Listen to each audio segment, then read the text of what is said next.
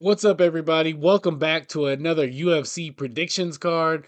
UFC Fight Night, February the 3rd. This Saturday, coming up, main event Roman Dolidze versus Nasruddin Imavov. Absolutely can't wait. It's going to be a banger of a fight. This fight card is underrated. However, at the same time, there's some names on here that I'm not too familiar with, even though I've been a UFC fan for quite some time now. It's hard to remember every single fight you watch. So we're going to go through each of these fights, pick our predictions for Saturday night, and hopefully we can, go undefeated and predicted perfect card.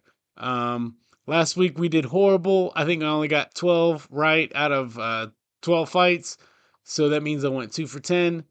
The week prior to that, I remember getting 8 out of 11 correct. So that was pretty good. But we have 13 fights coming up on Saturday, and I honestly can't wait. So let's go ahead and get into the very first fight of the night.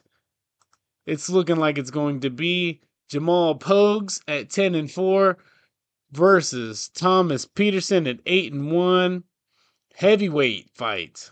Both of these guys coming in with some victories. Looks like Thomas Peterson is on. I'm only referring to the last three fights that they had on their cards, or excuse me.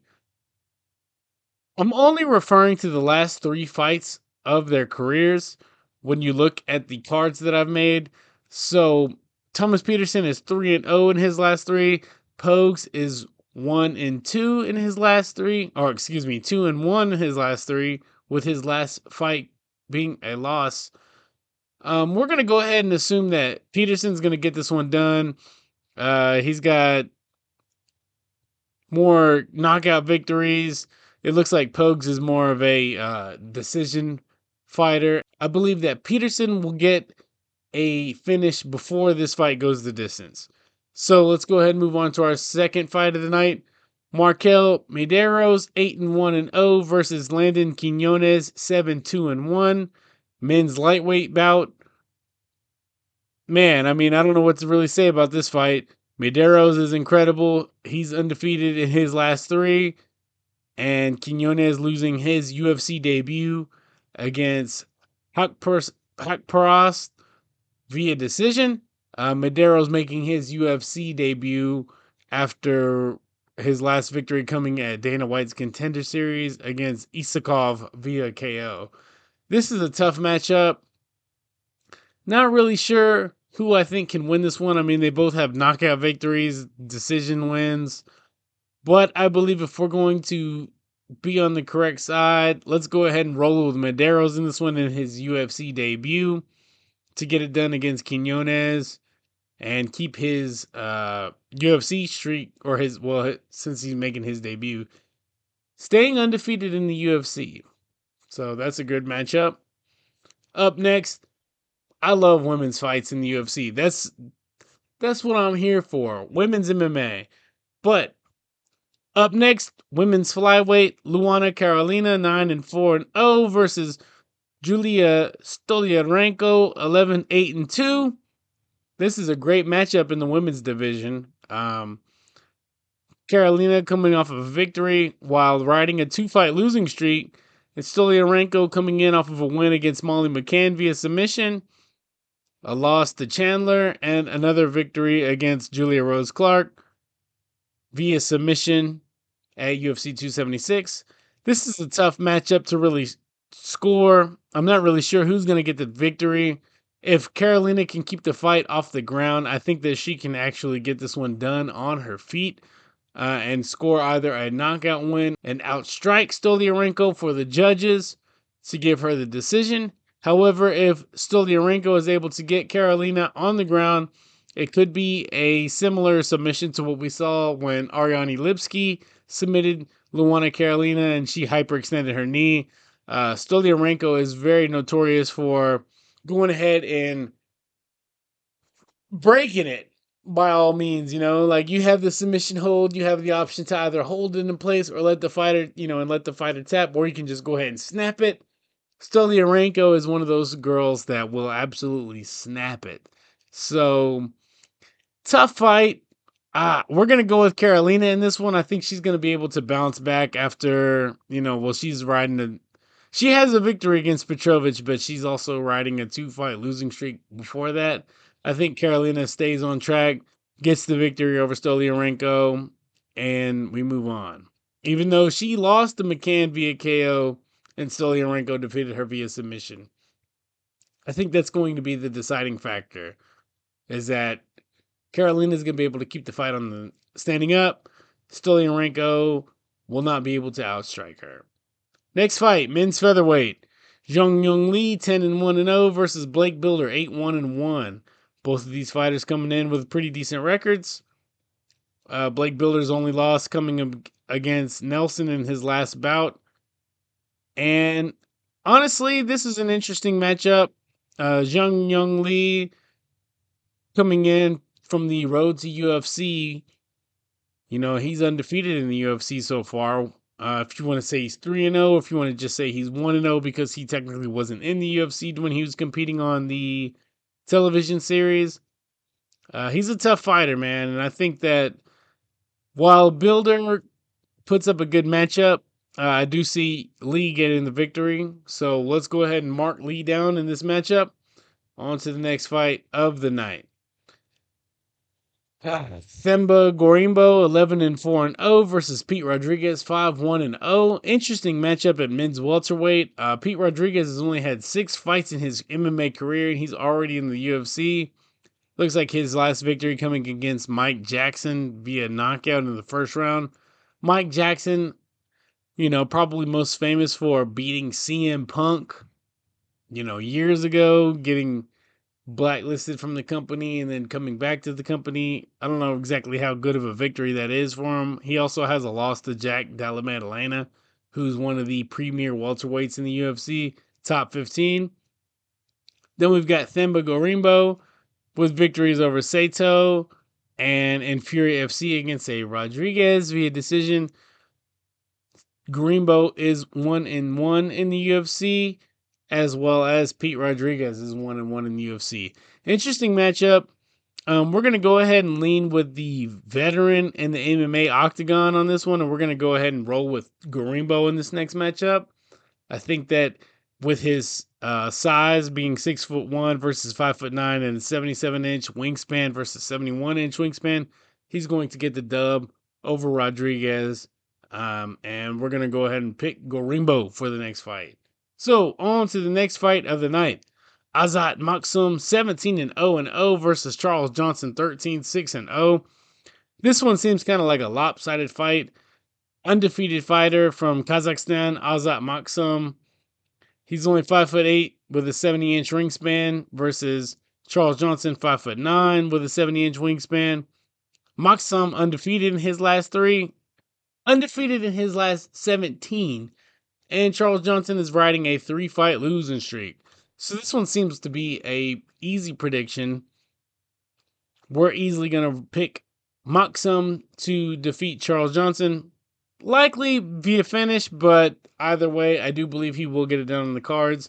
So not an easy fight, an easy fight to pick on this one. Charles Johnson is potentially facing his last fight in the UFC if he loses another one. So he's going to be fighting really hard, but against an undefeated hungry fighter and Maksum, it's going to be pretty hard to see. And my favorite fight of the night, personally, at women's strawweight, Meatball Molly McCann versus the Warrior Princess Diana Belbitsa. I couldn't be happier. This is the rematch of a fight that these two women had previously where Molly McCann defeated Belbitsa. Here we go in the final fight of the prelims. McCann coming in at 13-6-0 while Belbitsa is 15-8-0. I'm going to go ahead and go out on a limb. I've said it before. If I'm a fan of you as a fighter, I'm going to pick you to take the victory. So we're absolutely going Diana Belbitsa to win this fight against Molly McCann, who's riding a 2-fight losing streak. I don't know if it'll happen via KO. I don't expect it to happen via submission. It'll probably go the distance if Belbitsa is able to defend Molly McCann's decent striking. But yeah, absolutely. We're going with the Warrior Princess Belbitsa to bring this one home. get the dub, send Molly McCann on her third loss in a row. So long. Back to England you go. The first fight on the main card: Gilbert Urbina 7-3 versus Charles Radke 8-3, men's welterweight. Major height difference between the two. Urbina coming in at 6'3", while Radke is 5'9". Radke's UFC debut came against Blood Diamond, who's no longer even with the UFC because of his unimpressive display in the MMA realm. However, he is 3-0 in his last three, while Urbina is 1-2 in his last three. This is an interesting matchup. I do believe that we are personally going to go ahead and side with Charles Radke, who is 3-0 in his last three. Gilbert Urbina with losses to Brian Battle and Tresean Gore, knockout and submission. It's going to be a good fight to kick off the main card of the night. But there's something about Radke that I believe he'll be able to get this one done. He is the underdog in this matchup, so let's go ahead and roll with him moving forward. And on to the next fight. Aliashkab Kizarev 14-0 versus Mahmoud Muradov 26-8. What a matchup at middleweight. I mean, both of these guys, one's undefeated, the other one has an incredible record of 26-8 at 185 pounds. Muradov has the height advantage and the slight striking advantage with a 1.5 inch wingspan difference. Muradov, though, however, has losses to Mearshart and Barrio following his previous victory to Brian Barberena, while Kizarov has victories over a Tiuliumin. I don't know. He won via submission. He won his Dana White's Contender Series debut. And I think that, the UFC loves to hype up their undefeated fighters. I think that Kizarev is able to get the victory here. And I don't want to say it's going to be light work, but he will get his hand raised against Muradov. On to the next fight. We love women's fights over here. Number 7. Oh, this is ranked women's flyweight right here. Number 7, Viviane Araujo, 12-5-0 versus number 9, Natalia Silva, 16-5-1. Great matchup right here. Two Brazilian fighters. Both of them coming in at 5'4", with Araujo having the reach advantage at 68 inches versus Silva's 65. However, Natalia Silva is a hungry fighter in the UFC. I do see her getting the victory over Araujo via KO or decision, pretty much however she wants. Araujo is going to come up off that number 7 ranking spot because it's Silva's time to shine. She's an incredible striker, one of the younger fighters at flyweight who's on the rise. And Araujo is, of course, a veteran in the UFC and is more so a gatekeeper. So I do believe that she comes up off that top spot. Although she did defeat Jennifer Maia via decision in her last fight at UFC Fight Night, with a loss to Amanda Hebus and Alexa Grasso, the champion. Yeah, we're just gonna roll with Silva in this one because it just seems like the smartest pick. She's dominating her last opponents, and yeah, we're picking Silva. So easy fight to score. On to the next one. Randy Brown, 17-5 versus Muslim Sakilov, 19-4. Men's welterweight matchup at 170. Interesting fight. I never thought I would see these two fighting against each other. If you look at them on the outside, you would say, man, Randy Brown really should dominate this guy. But Muslim Salikov is one hell of a striker. I've seen him fight in the UFC before. Sure, if we're looking at his previous 3, he's 1-2, while Randy Brown is 2-1, with a loss to Jack Della Maddalena, which was very consistent with another fighter. I believe it was Rodriguez who fought Della Maddalena and lost as well. But Sakilov is no slouch. That being said, there is a height disadvantage here. Randy Brown 6'3", Sakilov 5'11", or 5'11", with a tremendous reach disadvantage, 70 inches versus 78 inches. I do believe that Randy Brown gets this one done.